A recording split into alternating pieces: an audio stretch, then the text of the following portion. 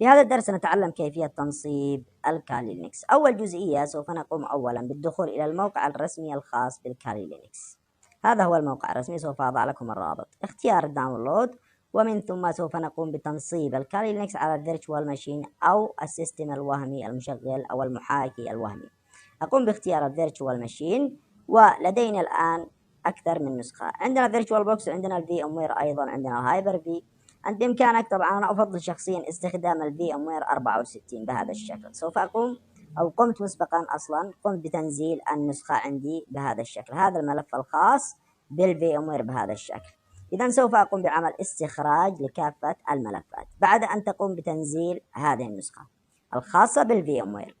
الخطوة التالية وهي الدخول إلى موقع الفي ام وير وتنزيل، سوف أضع لك أيضا الرابط، وتنزيل الفي ام وير ورك ستيشن برو الإصدار 17.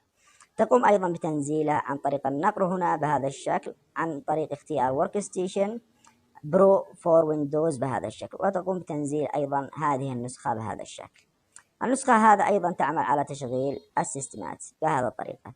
أنا أيضا مسبقا قمت بتنزيل السيت أب الخاص بالفي ام وير. سوف أقوم بعمل ماذا؟ تشغيل لهذا السيت أب لبدء تنزيله بداخل جهازي أو بداخل جهازي أو لابتوبي بهذا الشكل. طيب، لاحظ معي الآن قمنا بتشغيل السيت أب بهذا الشكل. حتى يكتمل الاستخراج وتشغيل السيت أب سوف أقوم بإيقاف الفيديو بهذا الشكل. جميل جدا. لاحظ الآن تم تشغيل السيت أب بهذا الشكل. أقوم بالضغط على next بهذه الطريقة، I accept next بهذا الشكل، وأيضا الاستمرار بعملية. لاحظ بهذه الطريقة أيضا إضافة VMware Workstation Console Tools into System Path، ضعها مثل ما هي شيك بهذا الشكل. سوي next. أقوم بإيقاف التحديثات بهذا الشكل وأسوي next أيضا. سوف يضع لي أيضا اختصار في الديسكتوب والستارت منيو، أضعها أيضا شيك بهذا الشكل، وأقوم بعمل ماذا؟ بهذا الشكل next بهذا الطريقة. جميل جدا. نسوي ايش؟ تنزيل انستول. طيب، سوف يبدأ الآن بعمل تنزيل للفي ام وير أو المحاكي الخاص بي. سوف أقوم بإيقاف التسجيل مؤقتا. لاحظ معي الآن تم تنزيل الفيرتشوال ماشين بهذا الشكل. جميل جدا. طيب، لاحظ أيضا عندي قمنا باستخراج السيستم كالي بهذا الشكل، تمت العملية بنجاح، وأيضا قمنا بتنصيب الفي ام وير. ثالث خطوة سوف أقوم بتشغيل الفي ام وير بهذا الشكل لتشغيل أيضا النسخة الوهمية الخاصة بالكالي لينكس. أوكي، أقوم باختيار Open Virtual Machine بهذه الطريقة، والدخول إلى القرص أو المجلد الخاص به، وأقوم باختيار الامتداد VMX أو الملف الخاص بالVMX أو الملف الرئيسي المشغل للكالي لينكس بهذا الشكل.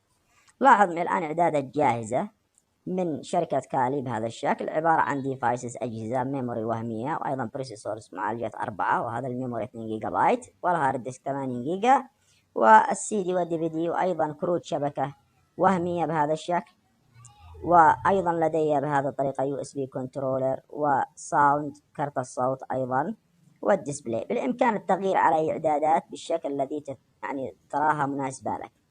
طيب، الآن لدينا الزر التالي Power on this virtual machine يعمل على تشغيل الكالي لينكس. سوف أقوم بتشغيل الكالي لينكس بهذا الشكل. لاحظ الآن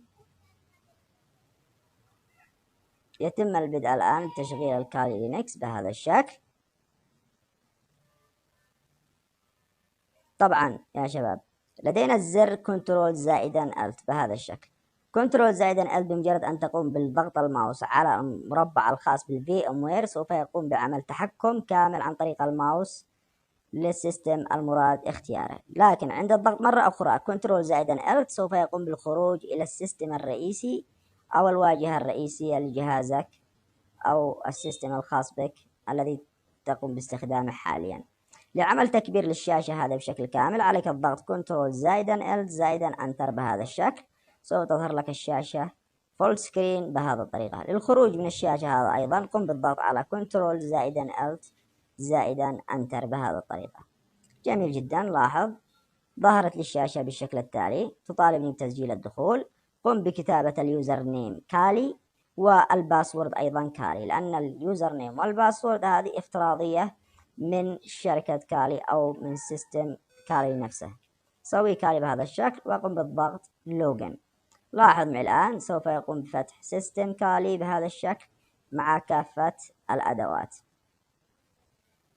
لاحظ هذا سيستم كالي بهذا الشكل مثل ما تلاحظ. تم التنصيب إذن بنجاح أو تنزيل السيستم كالي على الفيرتشوال ماشين بنجاح.